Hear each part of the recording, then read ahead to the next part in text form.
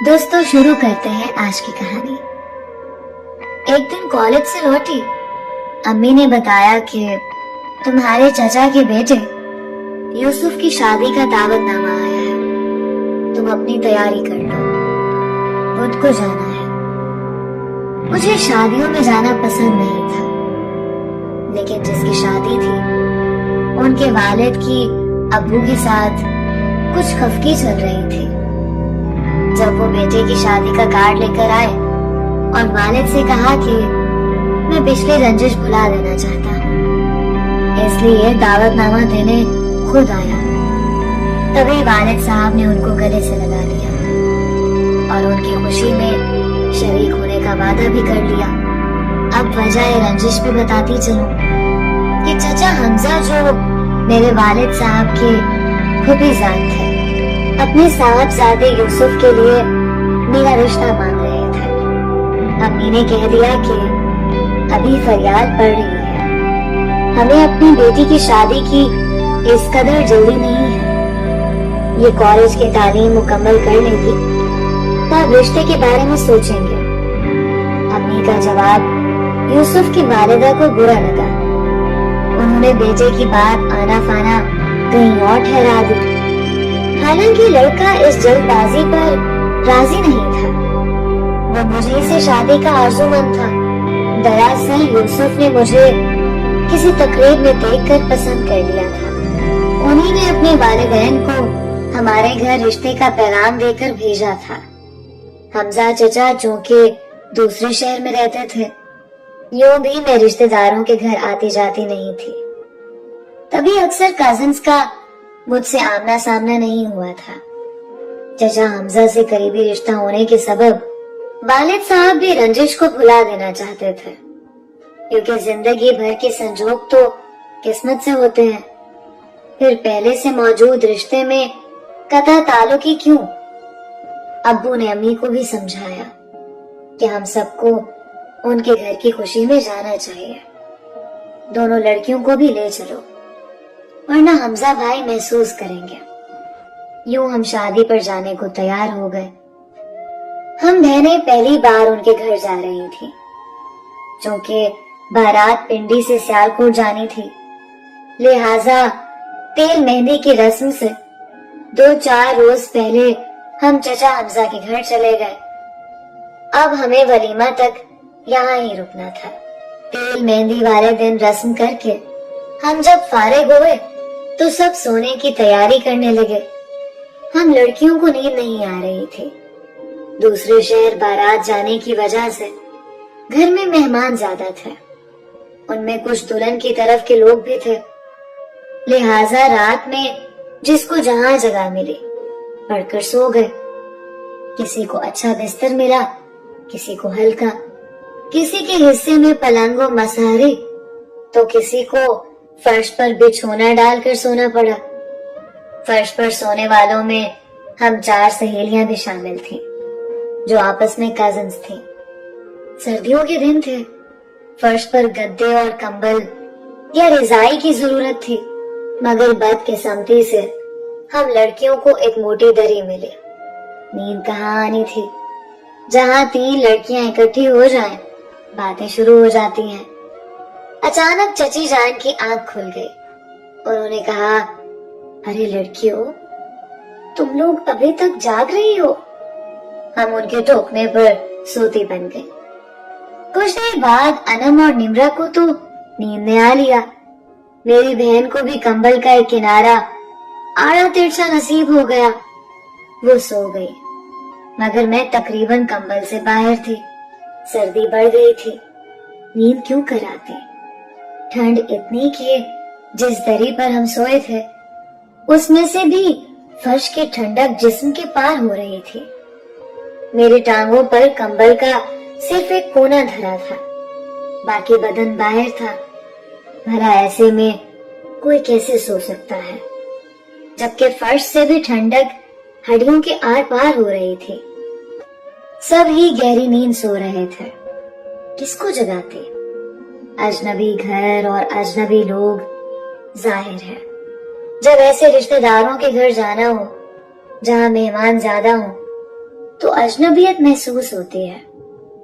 اب سردی سے بچنے کی ایک ہی صورت تھی کہ میں صحن میں پڑی بستروں والی پیٹی سے کوئی کمبل یا گرم شال نکال کر لے آؤں، کیونکہ چچی جان نے سونے سے قبل کہہ دیا تھا کہ اگر اوڑھنے بچھانے کو کچھ چاہیے ہو تو صحن میں رکھی پیٹی سے نکال لینا، اس میں کمبل پڑے ہوئے ہیں۔ مرتا کیا نہ کرتا، ہمت کر کے صحن میں نکلی، مگر یہاں ہر طرف اندھیرا نظر آیا، شاید بجلی چلی گئی تھی۔ اب تو مجھے ڈر لگنے لگا، اسی گو مگو کی کیفیت میں تھی، اندھیرے کی وجہ سے باہر جانے کو ہمت نہ ہو پا رہی تھی۔ اللہ کا نام لے کر چند قدم آگے بڑھائے اور پیٹی تک پہنچی ہی تھی کہ ایک کالی بلی جو شاید پیٹی پر بیٹھی استراحت فرما رہی تھی، کود کر میرے پیروں کے پاس آ رہی، اور پھر یہ جا وہ جا۔ اف میرے خدا، میری روح کانپ گئی۔ مجھے لگا جیسے کوئی بھوت کا بچہ تھا جو شرارت کے انداز میں مجھ پر کودا تھا۔ میرے منہ سے ہلکی سی چیخ نکل گئی۔ میں تاروں سے مدھم روشنی کو زیادہ راہ بنا کر اسی کمرے کی طرف لپکی جہاں سے نکلی تھی۔ جب در پر پہنچی تب بھی پتہ نہ چلا کہ میں اس کمرے کی بجائے ساتھ والے کمرے کے دروازے پر آ چکی ہوں۔ کمرے میں بیٹری سے چلنے والی ایمرجنسی لائٹ آن تھی۔ بے دھڑک اس کمرے میں چلی گئی۔ اندر قدم رکھا تو احساس ہوا کہ کسی اور کے کمرے میں آ چکی ہوں۔ ملکی روشنی میں کوئی پلنگ پر نیم دراز تھا، شاید اسے بھی اس وقت نیند نہ آ رہی تھی۔ مجھے اپنے کمرے میں دیکھا تو وہ اٹھ بیٹھا، سمجھا کہ اس کے گھر کی کوئی خاتون کسی شے کو اٹھانے آئی ہوگی۔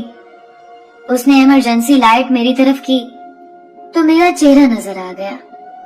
پوچھنے لگا کہ کسی شے کی ضرورت ہے کیا؟ اب میں بھی اس کا چہرہ دیکھ سکتی تھی۔ وہ ایک خوبرو نوجوان تھا، اسے پہلی بار دیکھ رہی تھی۔ معلوم نہ تھا کون ہے اور کیا نام ہے اس کا۔ نہیں، شے کی ضرورت نہیں ہے، غلطی سے اس کمرے میں آ گئی، یہ کہتے ہوئے واپس پلٹی۔ سنو فریال، اس خوبصورت نوجوان نے جب میرا نام پکارا تو میں دم بخود رہ گئی۔ آپ میرا نام جانتے ہیں؟ ہاں، لیکن تم نے مجھے پہچانا نہیں شاید۔ میں یوسف ہوں، تمہارا وہی کازن جس کی شادی میں تم آئی ہو۔ تم کو اس وقت کیا چاہیے مجھے بتاؤ۔ وہ عجیب، میں ہکلانے لگی۔ سردی بہت ہے نا، ٹھنڈ سے نیند نہیں آ رہی تھی، کمبل چاہیے تھا۔ ایسا کرو، تم یہاں میرے کمرے میں سو جاؤ، میں کہیں اور جا کر سو جاتا ہوں۔ آدھی رات کو آپ کہاں جائیں گے؟ میری فکر نہ کرو، اوپر مردانے میں بہت جگہ ہے، ابھی لائٹ آ جائے گی تو ہیٹر جلا لوں گا۔ واقعی سردی بہت ہے۔ ابھی میں کوئی جواب نہ دے پائی تھی کہ وہ باہر جانے کو پیر میں سلیپر ڈالنے لگا۔ میں اسے روکنا چاہتی تھی اور خود باہر جانا چاہتی تھی، لیکن وہ دروازے کے سامنے کھڑا تھا۔ بے اختیار میرے منہ سے نکلا، دورا صاحب آپ تکلیف نہ کریں، مگر وہ یہ کہتے ہوئے باہر نکل گیا۔ ارے بھائی، اس میں تکلیف کی کیا بات ہے؟ تم تو اس گھر میں ہماری مہمان ہو اور مہمان کو تکلیف نہیں ہونی چاہیے۔ آپ اپنے کمرے میں سوئیے، بس مجھے اوڑھنے کو کوئی گرم شال وغیرہ ہے تو دے دیں۔ مگر اس نے میری ایک نہ سنی اور یہ کہتا ہوا کمرے سے نکل گیا کہ آپ میرے پلنگ پر کمبل میں سو جائیے، میں اوپر جا رہا ہوں۔ شادی والے گھر میں ایسے واقعات ہوتے ہی رہتے ہیں۔ اب میرے لیے اس کے سوا کیا چاہ رہا تھا کہ میں اس کے بستر پر سو جاؤں، کیونکہ جس کمرے میں لڑکیاں اور میں سو رہے تھے اس کے کھلے دروازے کو بھی کسی نے بند کر کے اندر سے کنڈی لگا دی تھی۔ شاید کسی کو سردی لگی ہوگی، اس نے اٹھ کر دروازہ بند کر دیا تھا۔ میں بستر میں لیٹے چند لمحے ہی گزرے ہوں گے کہ وہ پھر آ گیا۔ میں نے دروازہ پھیر دیا تھا، اس نے ہاتھ رکھا تو وہ کھل گیا۔ وہ بولا، माफ करना कजन, जब मेरी आंख खुल जाए तो दोबारा आसानी से नींद नहीं आती। तुम ऐसा करो, तकिए के पास मेरा मोबाइल फोन पड़ा है, मुझे उठा दो। बस अब दोबारा आकर तुमको तकलीफ नहीं दूंगा, तुम आराम से सो जाना। चाहो तो कमरे को अंदर से बंद कर लो। अभी वो ये कह ही रहा था कि दरवाजा बाहर से बंद करने की आवाज आई। किसी ने दरवाजे की कुंडी लगा के हम दोनों को एक ही कमरे में मुकफ्फल कर दिया था। हम दोनों हक्का बक्का खड़े थे और ये बात समझ न पाए थे कि किसने और क्यों दरवाजा बंद किया है। उस वक्त बिजली आ गई, सहन रोशन हो गया और फिर जिसने हमें बंद किया था उसने शोर मचा दिया। मेरा आधी रात को दूल्हा के कमरे में जाना महज इत्तेफाक ही था, मगर बाहर जिसने देखा था उसने कुछ और समझा। उसके जहन में कोई ऐसी कहानी घड़ी थी जिसका सदेबाब मुमकिन न था, और वाकई ऐसा ही था। बारात में आई हुई दुल्हन की सौतेली खाला ने मुझे सहन में आते और फिर यूसुफ के कमरे में जाते हुए देखा था। मालूम नहीं वो पहले से सहन में थी, वॉशरूम गई थी या मेरे ताक़ुब में कमरे से बाहर निकली थी। दरअसल दुल्हन की ये खाला अपनी भांजी के रिश्ते पर कतई खुश न थी, बल्कि वो उस लड़की के साथ अपने बेटे का रिश्ता चाहती थी। उस खातून ने 2-4 औरतों को इकट्ठा करके वहां ऐसा शोर डाला कि अम्मी अब्बू किसी को मुंह दिखाने के काबिल ना रहे। जो औरतें बाहर इकट्ठा हो गई थी उन्होंने खुद कुंडी खोली और अंदर आई। मैं तो अभी तक यूसुफ के बिस्तर पर कंबल ओढ़े पड़ी थी और वो दरवाजे के पास हैरान और परेशान खड़े थे। बस इतना ही औरतों ने देखा, मगर मेरी तो ये हालत कि काटो तो लहू नहीं बदन में। मैं बिल्कुल बेगुनाह और इतनी बड़ी तोहमत शादी वाले मेहमानों से भरे घर में मुझ पर लग गई थी। उधर हर एक और सबसे ज्यादा तो उसके माँ बाप ही उसे लानत मलामत कर रहे थे। पहले तो उसने कोशिश की कि ऐसा बस इत्तेफाकिया हुआ है। जब कोई भी उसकी बात मानने बल्कि बात सुनने को तैयार ना हुआ तो वो बेबस हो गया। उसे अपने से ज्यादा मेरा गम था कि मैं उसकी बेवकूफी या हमदर्दी की भेंट चढ़ी और बेमौत मारी गई थी। जब हालात सौतेली खाला ने और बिगाड़ने की कोशिश की तो गुस्से में आकर यूसुफ ने ऐलान कर दिया कि ठीक है, जो तुम लोग समझ रहे हो वैसा ही सही, अब ये शादी नहीं होगी, और अगर मेरी शादी अब होगी तो फरियाल से ही होगी, जिसको बेकसूर खाला ने बदनाम किया है। जबकि कुंडी भी उन्होंने लगाई और दरवाजा भी जो खुला हुआ था उन्होंने ही बंद किया है। जब खाला ऐसी है तो उस खानदान के और लोग कैसे होंगे? अगर असल बात भी हो तो शुरफा इस तरह बाजार नहीं लगाते जैसा इन्होंने किया है। हमें किसी को मुंह दिखाने लायक नहीं रहने दिया। अम्मी अब्बू ने मुझसे पूछा, लेकिन उस वक्त मेरे औसान ऐसे खता थे कि जुबान से एक लफ्ज नहीं निकलता था, बस रोए जाती थी। मैं कैसे उनको बताती कि मैं तो बस कंबल लेने गई थी। ये बदनामी मेरी किस्मत में लिखी थी, मुझे मिल गई। मेरी गलती बस इतनी थी कि जब सर्दी लगी थी तो घर की किसी औरत या लड़की को जगा देती। क्या खबर थी कि बिजली चली जाएगी, क्या खबर थी कि सहन में भी अंधेरा हो गया। बिस्तरों वाली पेटी तो सहन में सामने ही नजर आ रही थी, जो बरामदे में रखी गई थी। सोचा कि उसको खोलकर रजाई गद्दा वगैरह जो पड़ा होगा उठा लूंगी। इस वक्त किसी को क्या जगाना। सभी तो थके हुए गहरी नींद सो रहे थे। खबर ना थी कि बस एक ही औरत, दुल्हन की खाला, मेरी बदनामी की सूरत जाग रही है। खाला भी वो जिसका जहन शैतानी और दीदे इस कदर तेज थे कि अंधेरे में भी देख सकती थी। वो तो समझी होगी कि दूल्हा को बदनाम कर रही है। मुझे भला वो क्या जानती थी, मगर मेरी किस्मत दो कौड़ी की कर देने वाली ये ना समझ सकी कि इज्जत देने वाला भी वही मेरा खालिक है जो जिल्लत देने वाला है। उसकी साथ सबसे बड़ी और हर शय का वही अलीम है।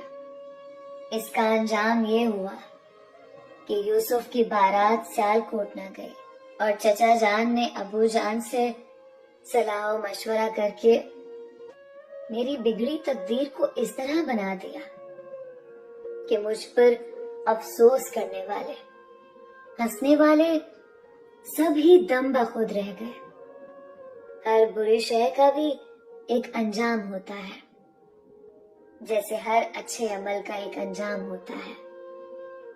बस वो ज़ाते करीम ऐसी मुनसिफ है जो नियतों को देखती है और दिलों का हाल भी उसको मालूम होता है जो किसी को मालूम नहीं होता। बस मेरा रिश्ता यूसुफ के लिए मांग लिया। उन्होंने एक दूसरे को गले लगा लिया और दुनिया की बातों की परवाह न की, क्योंकि ये ताना बुजुर्ग उस कमजोर खाला के ओछे वार को समझ गए थे। इस तरह मेरे मकसूम में यूसुफ की शरीके हयात होना लिखा था, और मकसूम के लिखे को कौन मिटा सकता है। दोस्तों, उम्मीद करती हूँ आज की कहानी आपको बहुत पसंद आई होगी। अपनी राय का इजहार कमेंट्स बॉक्स में जरूर किया करें।